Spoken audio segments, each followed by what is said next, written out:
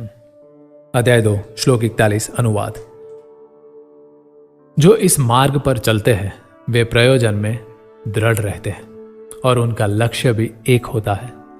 हे कुरुनंदन, जो दृढ़ प्रतिज्ञा नहीं है उनकी बुद्धि अनेक शाखाओं में विभक्त रहती है। तात्पर्य, यह दृढ़ श्रद्धा की कृष्ण भावनामृत द्वारा मनुष्य जीवन की सर्वोच्च सिद्धि प्राप्त कर सकेगा। व्यवसाय आत्मिका बुद्धि कहलाती है। चैतन्य चरितामृत में मध्य 22.62 में कहा गया है, श्रद्धा का अर्थ है किसी अलौकिक वस्तु में अटूट विश्वास। जब कोई कृष्ण भावनामृत के कार्यों में लगा होता है तो उसे परिवार, मानवता या राष्ट्रीयता से बंध कर कार्य करने की आवश्यकता नहीं होती। पूर्व में किए गए शुभ अशुभ कर्मों के फल ही उसे सकाम कर्मों में लगाते हैं।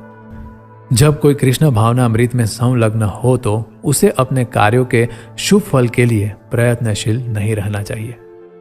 जब कोई कृष्ण भावनामृत में लीन होता है तो उसके सारे कार्य आध्यात्मिक धरातल पर होते हैं, क्योंकि उनमें अच्छे तथा बुरे का द्वैत नहीं रह जाता। कृष्ण भावनामृत की सर्वोच्च सिद्धि देहात्म बुद्धि का त्याग है। कृष्ण भावनामृत की प्रगति के साथ क्रमशः यह अवस्था स्वतः प्राप्त हो जाती है। कृष्ण भावना भावित व्यक्ति का दृढ़ निश्चय ज्ञान पर आधारित है। कृष्ण भावना भावित व्यक्ति अत्यंत दुर्लभ जीव है, जो भली भांति जानता है कि वासुदेव या कृष्ण समस्त प्रकट कारणों के मूल कारण है। जिस प्रकार वृक्ष की जड़ सींचने पर स्वतः ही पत्तियों तथा टहनियों में जल पहुंच जाता है, उसी तरह कृष्ण भावना भावित होने पर मनुष्य प्रत्येक प्राणी की अर्थात अपनी परिवार की, समाज की, मानवता की सर्वोच्च सेवा कर सकता है। यदि मनुष्य के कर्मों से कृष्ण प्रसन्न हो जाए तो प्रत्येक व्यक्ति संतुष्ट होगा।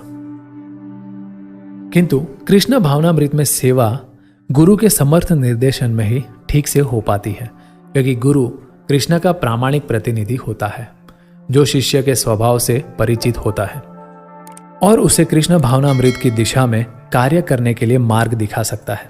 अतः कृष्ण भावनामृत में दक्ष होने के लिए मनुष्य को दृढ़ता से कर्म करना होगा और कृष्ण के प्रतिनिधि की आज्ञा का पालन करना होगा। उसे गुरु के उपदेशों को जीवन का लक्ष्य मान लेना होगा। श्रील विश्वनाथ चक्रवर्ती ठाकुर ने गुरु की प्रसिद्ध प्रार्थना में उपदेश दिया है, गुरु की तुष्टि से भगवान भी प्रसन्न होता है।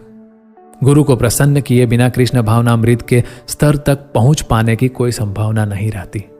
अतः मुझे उनका चिंतन करना चाहिए और दिन में 3 बार उनकी कृपा की याचना करनी चाहिए और अपने गुरु को सादर नमस्कार करना चाहिए। किंतु यह संपूर्ण पद्धति देहात्म बुद्धि से परे सैद्धांतिक रूप में नहीं वरन व्यवहारिक रूप में पूर्ण आत्मज्ञान पर निर्भर करती है। जब सकाम कर्मों से इंद्रिय तृप्ति की कोई संभावना नहीं रहती, जिसका मन दृढ़ नहीं है, वही विभिन्न सकाम कर्मों की ओर आकर्षित होता है।